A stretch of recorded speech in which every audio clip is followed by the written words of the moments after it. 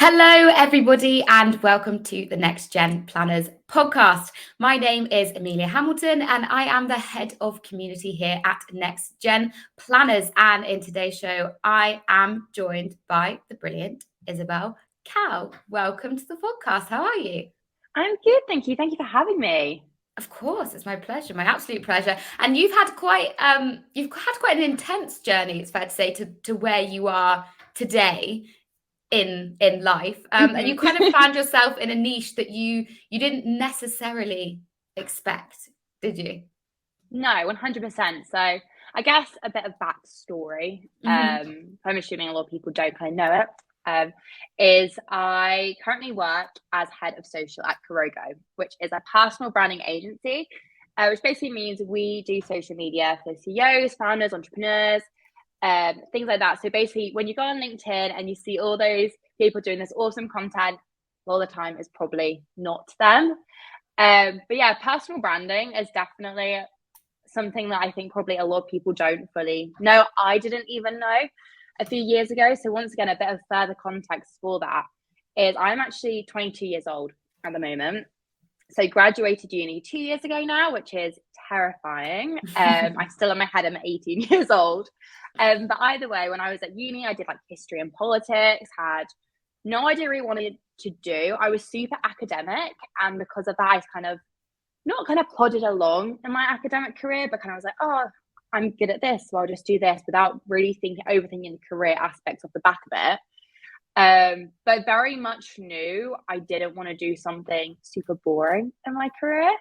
I wanted to do something creative, and I kind of landed in marketing off the back of that, just marketing in a very broad sense. Like originally it was journalism that then transitioned into social media, marketing, things like that.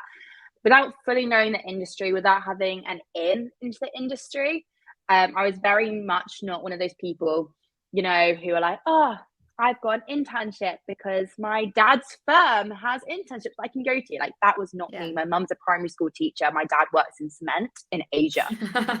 So very much not a network for me to get into.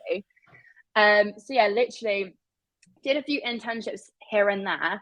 And that's when I kind of started to almost build my personal brand without realizing I was building my personal brand. Even in little things like the way I was applying for internships was a little bit unconventional. Like I was just emailing up the like creative directors or editors-in-chief of like Vogue and Glam and was like, please have me. And they weirdly enough did. And from that, I think I kind of got a taste into this world of, creating your own opportunities, putting yourself out there, building a reputation and a network beyond, I always said to the phrase like mummy and daddy's friends, which is very much like I said, those people that have those inherent connections, which I just didn't have. So I started to do that, got a job at a very small marketing agency, literally for a month and a half before I got reached out to on LinkedIn by my current founder, Sam, and basically asking if I wanted to apply for this role of personal brand manager. At that time, I'd kind of been posting on LinkedIn here and there, but very, very limited. I think I had like 500 followers, but a lot of them were more like connections than like followers, people like following me for my content. And most things I was like posting were very much just marketing campaigns that I liked. And they somehow, quite a few of them managed to get some traction. I remember one getting like 900 reactions of me thinking, oh my gosh, I'm famous at this point with like 600 followers. But yeah, so that's kind of how he found me, because like clearly knew how to use LinkedIn a little bit and knew how to kind of create that reputation. But I'd never even heard of the phrase personal branding. Literally had to Google it in between the time he reached out and my interview and was like, what's personal branding? How to do LinkedIn? How to do anything? Because I had no idea. So yeah, started that, somehow managed to get the job despite not knowing what it was like 3 days prior. In January 2022, no, he reached out to me in 2021. 2022 is when I started. Worked as a personal brand manager for around 5 months. Bear in mind, I was the fourth person at the company. So I joined really, really early on, which was really cool because very heavily involved in my business development, a wide range of clients as well from day one. And then kind of got promoted to head of social in like June time last year. So we've been that for just over a year. And at the same time as all of that, grow my own personal brand on LinkedIn. I started posting on Instagram as well under an account called Dear Future Marketer, which taught people how to do LinkedIn. And yeah, from there, it kind of just blew up a little bit. Got loads of network connections and learned a lot, both outside of my own industry, hence why I'm here today. It's not all just marketing. Like if you go onto my profiles, you'll be like, that's not, most people listen to this will think that's not me. I don't want to post like that. You don't have to. The majority of, actually no, 100% of our clients do not post content the way that I post content.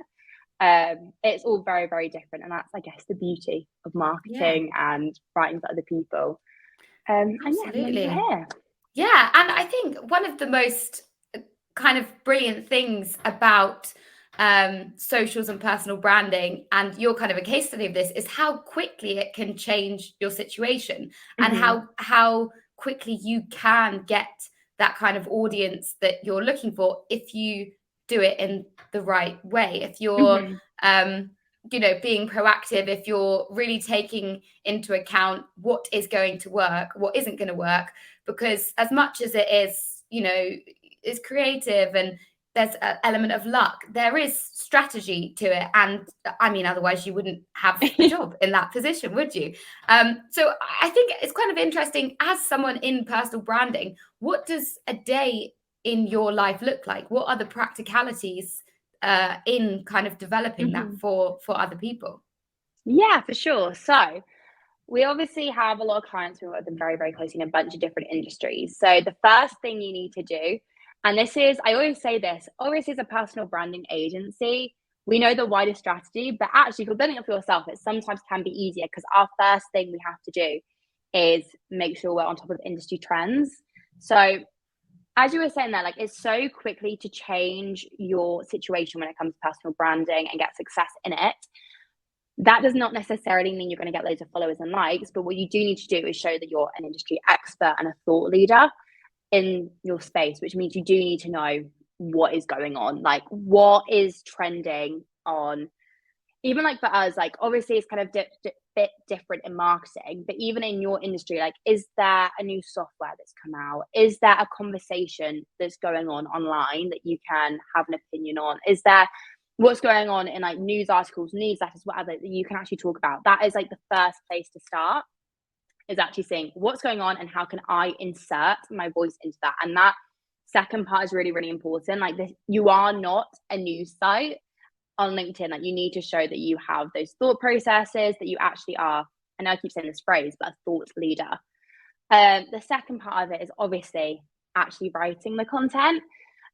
Before doing that, obviously you kind of need to have some sort of strategy behind it. So what we kind of always say is always think like, what do people need to know about you? What do people need to think before they convert or reach out to you for a conversation or follow you or anything like that? Obviously, for example, in the financial planning sector, people need to be able to trust you, because finances are really scary and I don't want to lose my entire pension because I don't trust you. Like there's that real human bond there, which I think was really awesome when I came to the NextGen conference the other week. A lot of the conversations, even though they didn't use the phrase personal branding, it is what they were talking about, is building up that trust, building up those connections. So that's kind of the first thing you should do, is like, what do I need to do to show that I'm really credible? One, as I said earlier, get involved in those conversations, those industry news. Two, what kind of traits and personality that you have can you convey in your content? For example, let's say you want to show that you've been working in the sector for a really long time. Can you do a post that tells your story of that? Like when you started, how different was the space? Was it a lot more corporate? Was it a lot more, I don't know, just a lot more black and white? And now there's a lot more, diversity in it? Or is there more kind of exciting things going on? Like, can you tell that story to show that you've been in it for a really long time and you're really experienced? Is it as well, like I said, do you really advocate for kind of moving forward in financial planning and not just using old school ways? Let's talk about that and really start thinking like what your clients, potential clients, audience members, people that want to follow you, what do they need to think about if they're going to convert? So yeah, that's the first thing you need to do. And then when it comes to actually writing content itself, we do a lot of research when it comes to what kind of styles are performing really well, what hook kind of templates and stuff are performing really well. So the hook is that first kind of sentence on your LinkedIn. Like when you do a post, you'll see when you're scrolling through your feed, what you'll realize is you can see the first like 3 lines, and then it will see read more.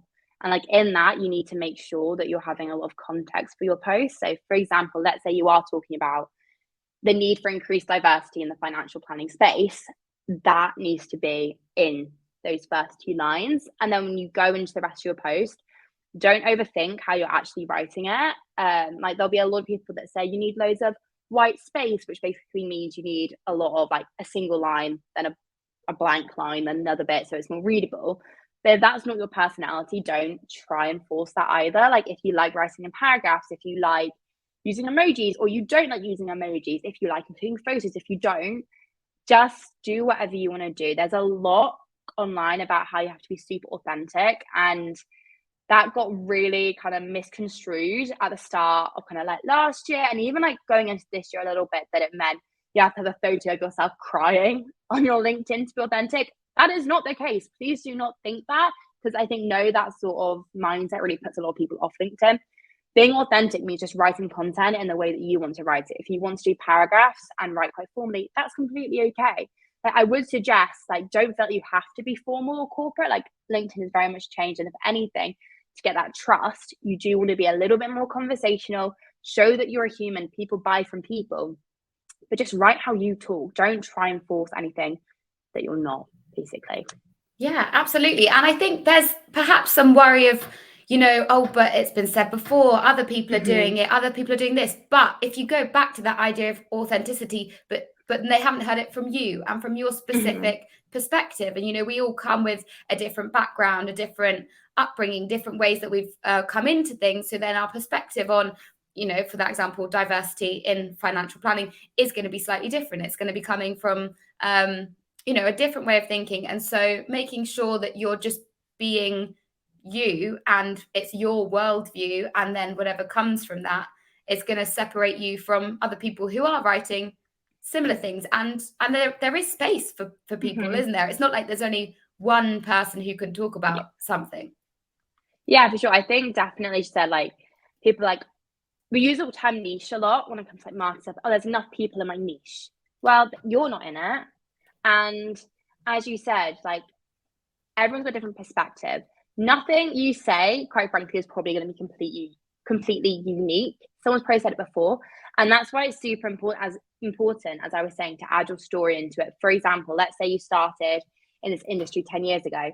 What is your experience of how it's changed? Don't do an overarching article about how the trend forecasting has changed, whatever. What's your experience of it? Because that's interesting, that's unique, and that's trustworthy. And that's when you come to personal branding, that trust is all we're trying to do.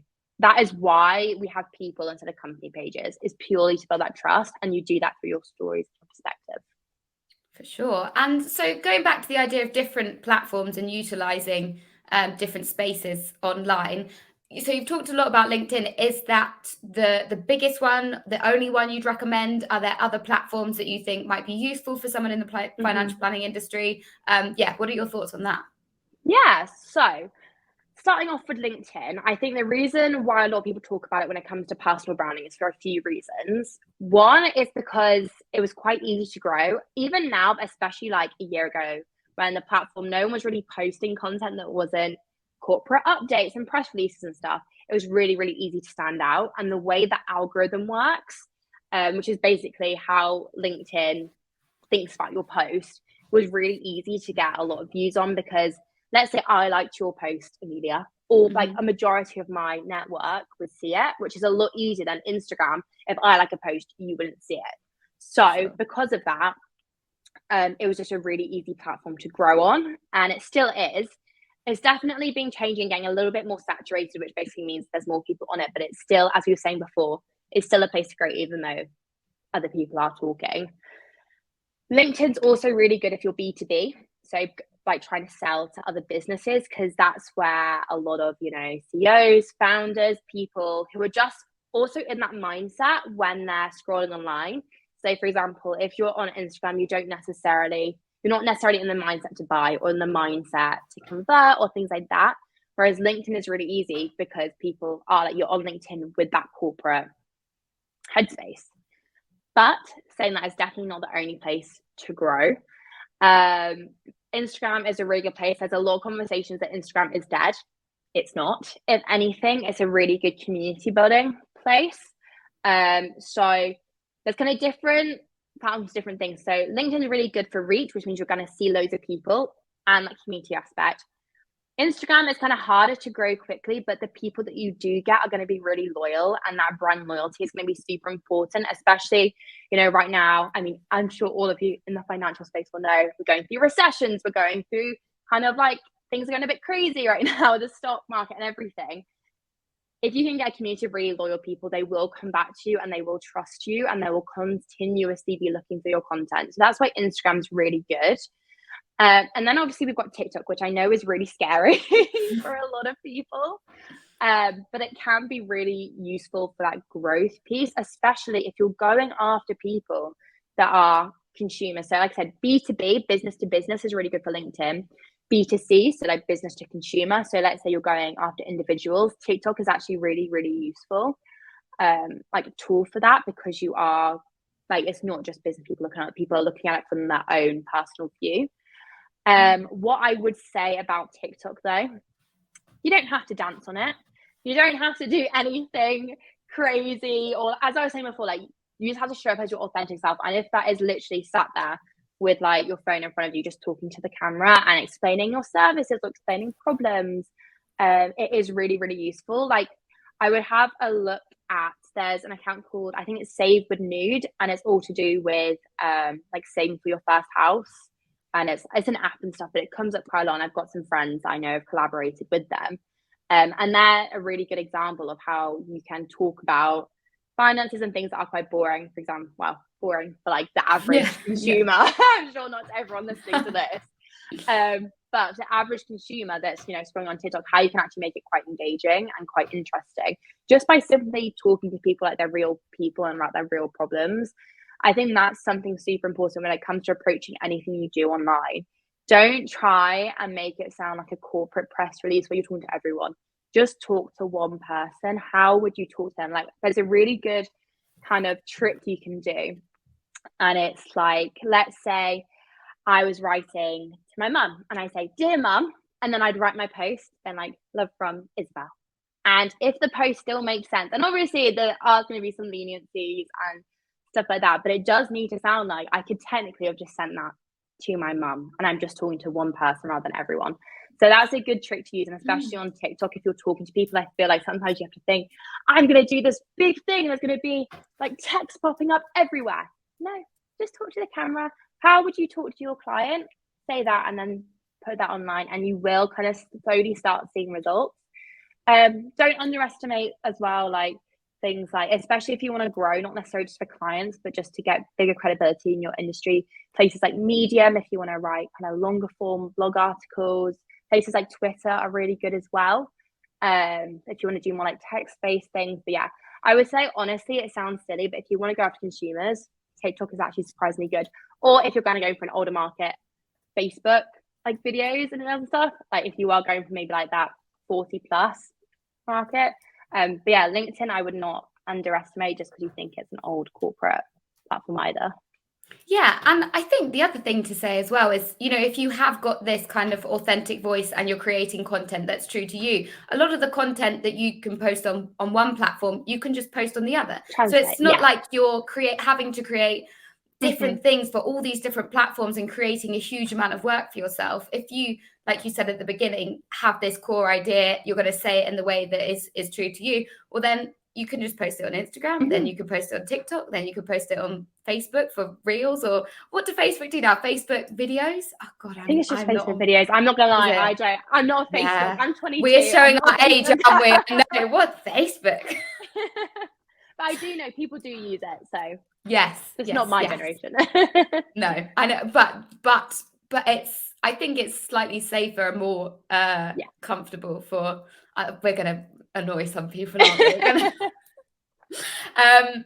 Do you have a lot of people interested in kind of starting TikTok as part of personal branding then, and not knowing how to get into it? Because I think there is a common misconception that it is just, yeah, like girls dancing, whatever. And I know when I introduced it to my parents, they were incredibly skeptical at the beginning, but the algorithm learns. And so my dad's TikTok is, I think, like American political satire and golf, and my mum's is Incredible. like weird medical facts and yoga poses. So there's a huge amount of stuff on there. So it's a really good place for people who are interested in many different things to find some short but engaging content. Yeah. Do you have a lot of people who are looking to include that?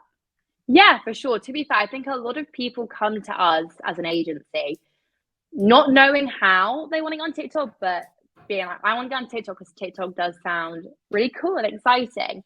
And yeah, but generally as you said, like there's so much different types of content on TikTok. Like my mum, like you said, it's so different. Like my mum will send me so many like well-being, like you're doing great TikToks are just not on my feed at all. Like it does learn as well. Like people use TikTok now as a search engine. I will go on TikTok. Let's say I've got a question about how to set up a pension. I won't go on Google. I'll go on TikTok and search that. And oh, look, you posted a really informative video on how to do that. Oh, maybe I'll look it up. And maybe when I'm at the point to convert even like in a few years time, like remember, this is not necessarily a quick process. Like you can get clients quickly, but there will also be people like, oh, I saw your TikTok 6 months ago, or I saw your TikTok, saw it a few times and passed it on to someone that I know is looking for it. And that word of mouth is also super, super important. But yeah, also like, yes, it will come on people's For You pages depending on their interests and stuff, but don't underestimate the power of people also searching up very specific things. So think about the problems that your audience are facing, their questions, their queries, maybe their misconceptions around financial planning, and create those into content forms when you're like writing your captions. So that's the little bit of text that goes along with your video. Like try and almost put the words that you do in a question, like what is a pension? I don't know, whatever your like potential clients' questions are, because when they search that, you'll come up. So even let's say you're not getting 1 million views on your TikTok, it will still have an impact. Yeah. And you don't need 1 million views. It's not about having a huge audience. It's about having quality over quantity as well, sure. kind of in that space. And so something I wanted to ask you about as well, you mentioned at the beginning, your Instagram, Dear Future Marketer. Yeah. How has that been, growing that page? What was your initial goal when you set out doing that, and how has it kind of grown to where it is now? Mm-hmm. Yeah, so in full transparency, both my LinkedIn and Instagram started because I wanted to get better at it. And I think that to be honest, that's one of the reasons why they grew quite quickly, is because there was no kind of ulterior motive behind it. I was like, I want to get better and I want to start a community and I want to meet people. And so actually, Dear Future Marketer, the reason why the name is that is because it was just all about how to get into marketing. Then I realized people really liked the LinkedIn content, and that was the stuff that got the most engagement. I got the most kind of DMs off the bat being like, oh, can you answer this question, or can you help me with this? And I thought, people are really interested in this actually, especially on Instagram, where obviously no one really talks about LinkedIn that much, even though, as I said, that personal branding word is like bubble in all industries. So that honestly was the reason why I started, was to get better at it. But it's a very different platform than LinkedIn. It's weird. On LinkedIn, sometimes people are like, this is an Instagram, get photos, like don't put photos on here. And I'm like, actually, I wouldn't put my photos on Instagram because I use it for an educational platform. And this is actually something that could be very easily translated into a financial planning business. So when it is on Instagram, there's kind of main things you want to focus on. It's about educating people, inspiring people. Oh my goodness, educating, inspiring, and like relating to people. So like having humor and things like that. And so when you are on there, don't try and sell. Like that's really, really important. That's one of the reasons, once again, as we were saying, like how did you get there and how did you kind of managed to grow it to what it is. Like on your actual feed, please don't try and sell all the time because people are going to find that really boring and people aren't going to follow. What you want to do is give really insightful tips, tricks, even, I don't know, maybe put a meme about financial planning and the problems people face, but have it in like really like accessible terms. And what you'll do by that is people will slowly start building a community around you.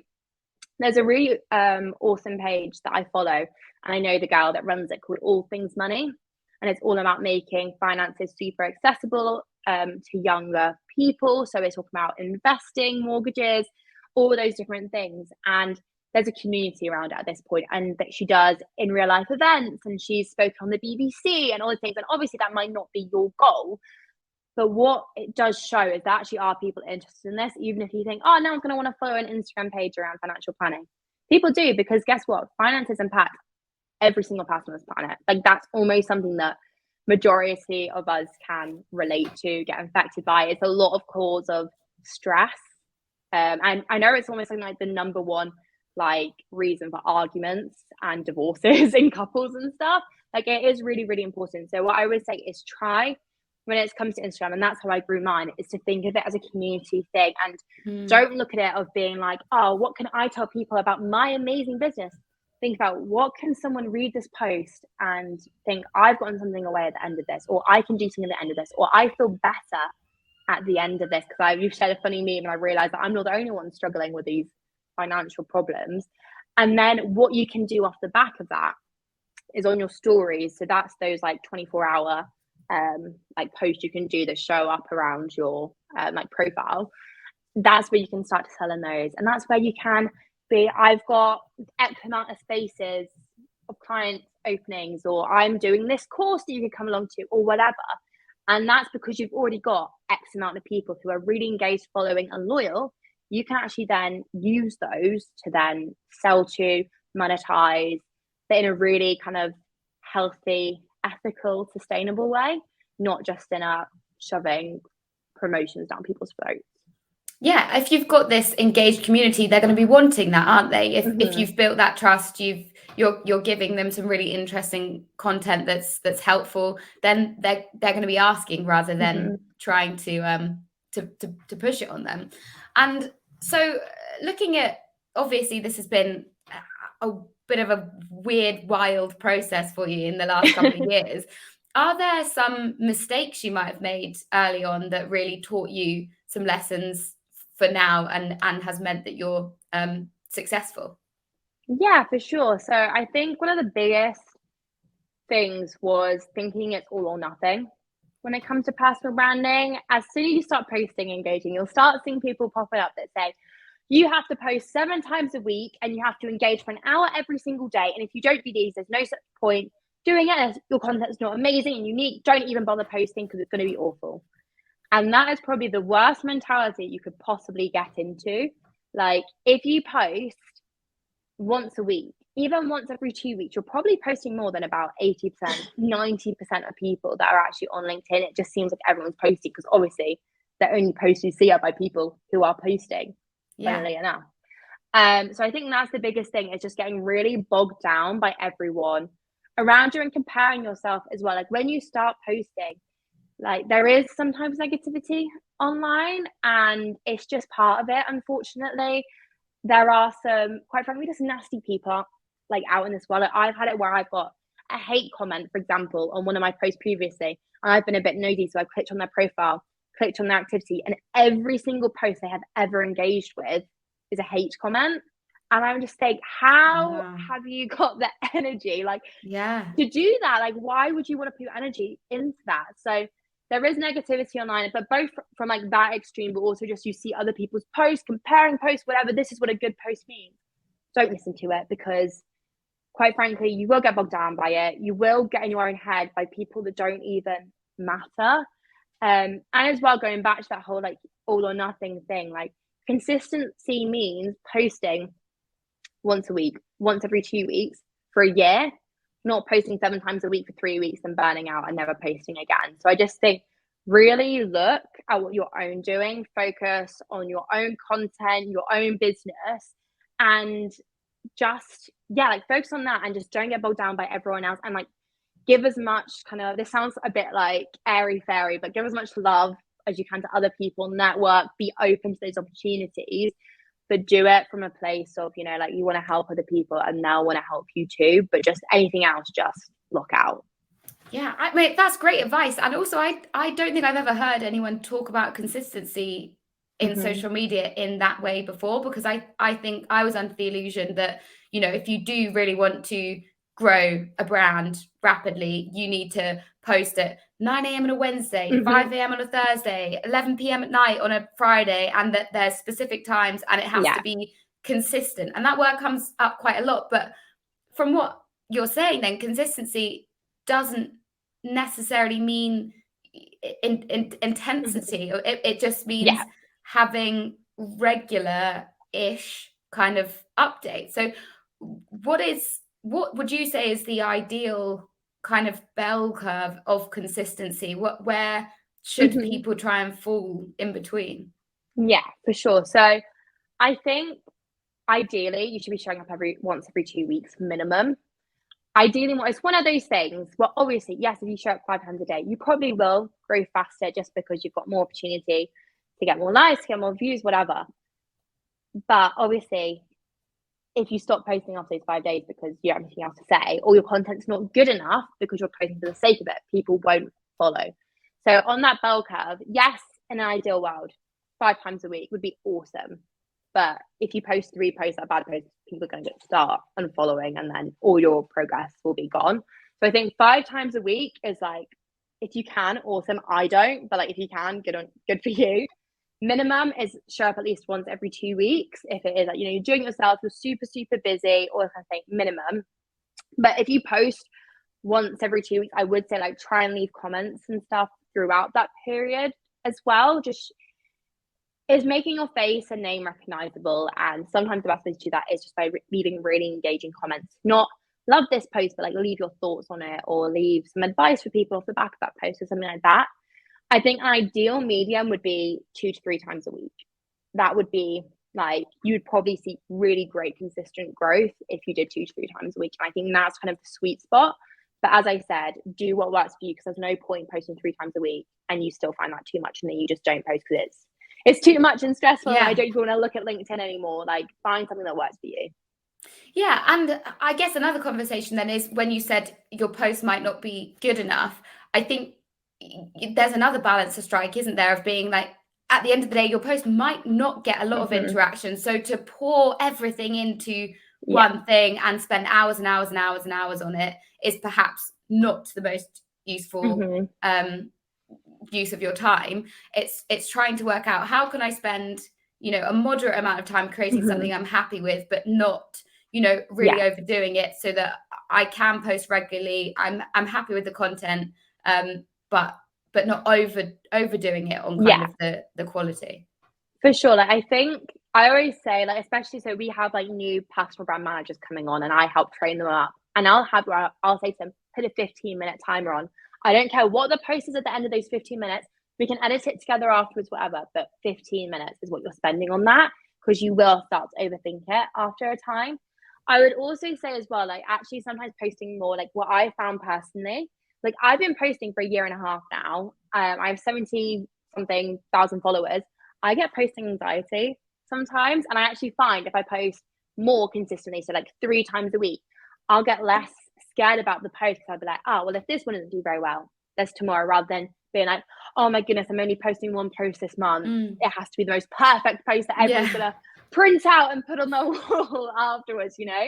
Like, it does kind of take off that fear a little bit. But I would also say to remember, you will always care about yourself more than other people. And I know everyone always says that, like, oh, no one's looking at you ever. They're really not. People will read your post for 3 seconds, like most of the time. And that's why those first couple lines are really important. I always say, make sure those first like 2 lines are really important. The last line is really important. And if you can include some bullet points, amazing. Because what people need to do is read like almost those 3 sections and be able to write a comment, engage, understand what your point of your post was, because they will spend 3 seconds on it, 3 to 10 seconds. And so because of that as well, it is good, because then that means if it's not the best post in the world, I always say, if no one reads it, fine, because no one's read it, so no one knows that no one's read it. And it's the same with that. Like, if it's not the most perfect thing you've ever written, it's social media, it's not your dissertation, you will be fine. Yeah, I think that's a great point, and hopefully gives people a bit more like, oh, okay, well, we can try. You know, you just give it a go. It's not, you know, worst case scenario, like you said, it doesn't get a lot of engagement. Try again tomorrow. Try again. Yeah. And so for people who are looking to try it for the first time and to go out going, okay, I want to start really looking at my personal brand. I want to build this personal brand. I think I might want to do it on one platform or multiple platforms. What would you say are the first steps? Are there things you need to think about before you kind of embark on that, or is it just go? So this is kind of something that I always try and be very I don't articulate when I try and say this, is it's very much about striking a balance. So going in, jumping in without any kind of thought behind it, you get lost very quickly, and it takes a while to figure out what the hell am I going to be posting. So you do want to do some prep, and I'll go into that prep in a second. But at the same time, you don't want to spend ages and ages making it perfect, because it will never be perfect until you start posting. So for the prep, I would say just get really, really clear on what your business is or what you want to be known for. Let's say, even if you work in a business, bear in mind, I don't have my own business either. Like, I am a head of social, I'm a team member, an employee at a business. You can still grow a personal brand and have your own goals and success without you having a business. But whatever you're doing, figure out kind of why you're doing it is important. So is it to get leads? Is it to build a community? Is it to, you know, even like set yourself up for like a really good career prospects in the future? I always say have a selfish mission. That's your selfish mission. Like, what do I want to get out of it? And then that also needs to be, I call like an unselfish mission. So that would be, and to do that, I want to teach people about financial planning, or I want to make finances more accessible, or I want to promote diversity in the financial planning sector, or whatever. And it's really important to have both of these, because one, you need to have your selfish goal, because you need something to kind of be going back to and make sure that you as well are getting and get something out your personal brand, because it is effort, obviously. Like, even if you do one post every 2 weeks, like, you still have to put the work in, so like you need to be getting something out of it. But as well, if you want a successful personal brand, you need to be giving your audience something as well, which is why figuring out both of these is super, super important. And then I would also say, like, make it very kind of looking at your audience after that, and like looking at those two things. So let's say you want to get leads and clients for your financial planning business, and you want to teach people about financial planning for themselves in their personal sense. Then look at your audience, and like, right, so what do they need to know about financial planning, and what can I teach them, and what can they get out of these posts? So those are kind of the three areas. Look at your audience, look at your unselfish mission, and look at your selfish mission, and then start. Because all those three things will probably change as it goes along. Like, when I started, as I said earlier, my Instagram, I thought it was going to be for young marketers, like university age marketers getting into marketing. Very quickly realized that's not what people cared about, and they actually cared about like more like 20 to 30 year olds learning about personal branding and LinkedIn. So definitely have some place to start, because that gives you, it sets you on a path, it sets you on a road, and then you might go off that road, and be okay with that as well. Like, you will start and you will change. Don't try and like push against the grain. Like, if you can feel people are trying to push you down one way, and obviously, like, if you've got a very clear thing, like, I know I need to do this, fair enough. But if your audience and everyone's telling you, people are engaging, and it's still going to get you towards those goals, like, don't like go with it, and kind of be flexible in that sense. But yeah, just make sure that you actually understand why you're posting and what your audience is going to get out of it. Don't just stick to that selfish goal. Like, really think about the audience side of it as well. Yeah, I mean, that is incredible advice. I think a really, really nice start for people to think about all of those things. And like you said, then just go and see what works. You know, throw something at the wall. If it doesn't stick, you know, try something else. What are there certain trends? Are there certain things that are kind of coming into this space that is exciting you at the moment, or you're looking forward to, or you're feeling that you need to adapt with or evolve with? As you said, it's a constantly kind of evolving, changing thing, not from kind of in a micro scale with individuals branding, but on a macro scale in terms of how platforms work, and as you said, LinkedIn is changing and evolving. How are you feeling about all of those things? Yeah, sure. So to be fair, this is very kind of relevant. So LinkedIn has just released a new kind of report of how everything's working, and there's going to be a big change in the way that content is being viewed by the platform itself, and it's becoming a lot more value driven. So, and like they did a lot of talk about this, of how during the pandemic, because of everyone's working from home life and work life became really, really intertwined, which meant that people started posting a lot more at home content on LinkedIn that wasn't necessarily related to work environment, bigger picture news, whatever. So now they're changing that towards more value-based content. But what I'm kind of excited and I'm interested about, though, is how different people kind of interpret that, and also like how quickly people move on to trends without kind of thinking about themselves and their audience. For example, value-based content does not always mean like actionable tips. These are 5 tips for you to set up your pension. That is actionable. Sure, that is valuable. But as well, just having something of bigger meaning that you can then relate to your business, your industry, and it can still be story-based, even though it is giving value. And I think why that's super, super important is you'll see a lot of conversation on LinkedIn, and there are some content that is fluffy, like you're reading, like, wow, I'm literally getting nothing from this piece of content. Or if someone be like, I went paddleboarding on holiday, like, fair enough, but like maybe LinkedIn's not the platform for that. But I'm thinking it's really interesting to see how people almost interpret it to the extreme and just doing like how to, in my industry, it's very much like how to do copywriting or other, without really thinking, what do people need every day? And sometimes people do need to be uplifted or to have a conversations about bigger things. I go back to like, this diversity thing. Like people, that's a really interesting conversation without necessarily having to have actionable tips at the back of it. And I think what's really interesting as well, though, is how quickly people see an algorithm change, and you see it on everything, Instagram, TikTok, whatever. And they're like, oh my goodness, this type of content is what everyone wants to see. So I'm going to completely shift my entire strategy, plan, content to fit with that, without actually thinking, is that what people want? So as we were saying earlier, like the biggest part of your personal brand is to build trust. And yes, you do build trust by showing your expertise in your area and giving a load of free advice away. But as well, you build trust by showing who you are. And that doesn't always mean giving a value-based 5 steps to post. Sometimes that means saying your backstory in relation to your industry, or saying how, I don't know, something in your personal life affected you at work. And that affected you at work part is really, really important. Like obviously, like I said, don't just do a holiday piece about you randomly going on holiday. I always say to my team, like, people don't care about you, as horrible as it sounds. And once again, it's kind of good, because if, you know, you do a post that you're not obsessed with, people aren't going to spend their whole lives picking you apart because people don't care. But at the same time, you have to give them a reason to care. So if you relate it to your industry, relate it to your work, relate it to whatever you're doing, and like look at your strategy beyond just LinkedIn said I should do this, it's still going to be really, really effective. So I'm really intrigued to see how people just like take LinkedIn's word as like gospel rather than actually thinking about who their audience wants. Like I always say, serve people, not the algorithm.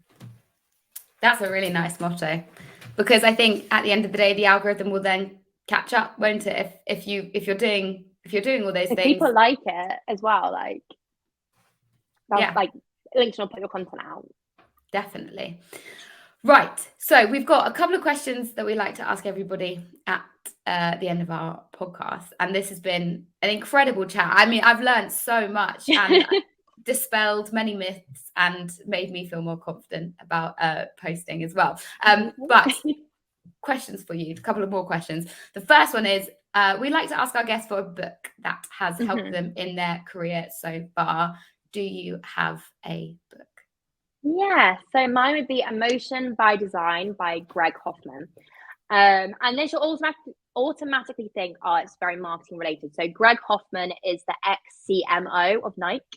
and like started there in like the 90s, worked his way up. And this book is all about creative leadership. So not necessarily marketing directly, so copywriting, whatever. It's about how to get the best out of your teams in a really creative sense. So we talked a lot about, I mean, Nike has a different budget than I think probably most people listening will have, but they do loads of crazy like team building stuff where they're still using their brains that are like to do this. So they work in the design area of Nike, so they're still using that design brain, but it's something completely different. So for example, they went to like Japan and did like a tea making thing with the oldest tea maker in Japan or whatever. And obviously I'm not expecting people to do that, but it had a load of really interesting things of how can you make people better at their jobs by getting them to work their brain by doing things that aren't necessarily their day-to-day. Like they did some as well where they had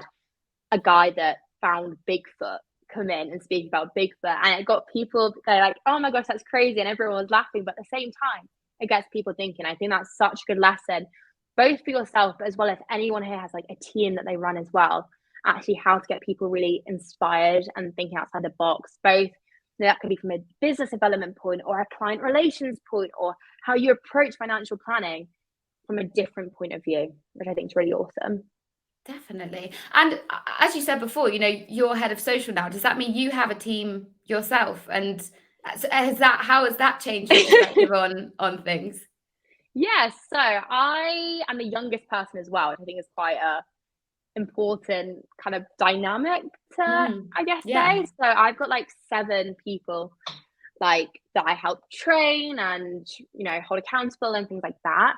And I think it's made me better at my job. Like I think if I went and back to do a deliverables like day to day creating content job, I'd be better at it, because when you have to explain stuff to people, you learn better, you become more empathetic as well to different problems. I always say as well, because like we see so the way our business works, we've got like the C-suites, heads of, and then personal brand managers, and we're the buffer as well between like making sure like the business goals are hit from like top down, but as well like we're protecting the personal brand managers from like bottom up and things like that. So I think it's really made me a lot more empathetic, but as well learning about how different people work. And I think that's also where this like leadership creative thing comes in, is like everyone learns so differently, but it's also made me think, how do I learn and how can I almost make myself better in my job by learning from them as well. Definitely. It sounds great. Really, really good. So last question then. I think this is perhaps a little bit unfair on you because you're not necessarily in the world, but I'm kind of interested to hear what your answer is because of that fact as well. And the last question is, what are you most excited to see in the world of finance in the next 10 years? I was kind of thinking about this earlier, and I think it's actually quite useful that I'm not in it. I think I'm excited, and I can already see changes in kind of like the accessibility of financial literacy. So there are so many more resources, even like apps and stuff out there that help people invest and save and budget, because there are so many people, and I think especially I've traveled quite a bit, like at university, you're mixing with like loads of people, and there's so many people, families and stuff, stuck in certain financial situations just because you don't get taught about it. Like obviously if you go to a super fancy boarding school where your parents have businesses and they have financial advisors and they know how to invest in stuff, you're automatically going to have a foot up. If you have a family that have never invested, it's so hard to break those cycles. And so I think I'm really excited just to see it getting a lot more accessible to people to learn and to take control of their own situations and break out of cycles that like their families have been stuck in for generations. Yeah. And I guess that's where all of this stuff that we've been talking about comes in as well. Being these things that can help really affect positive change. Yeah, definitely. Amazing. Well, thank you so much for joining me today. This has been a brilliant chat. I've learned so much, and it's been a pleasure talking to you. Yeah, thanks for having me. You're welcome. And my pleasure's all mine. Great. So that was Isobel Cowell on the NextGen Planners podcast. If you enjoyed this podcast, then please do share it on all our social media platforms. You can listen to past and future episodes on Spotify, Apple Podcasts, Google Podcasts, and on our website, which is nextgenplanners.co.uk. On that website, you can find loads more information about our brilliant community too. And finally, if you can, do leave us a review. It does help to grow the podcast so we can get it out to even more people.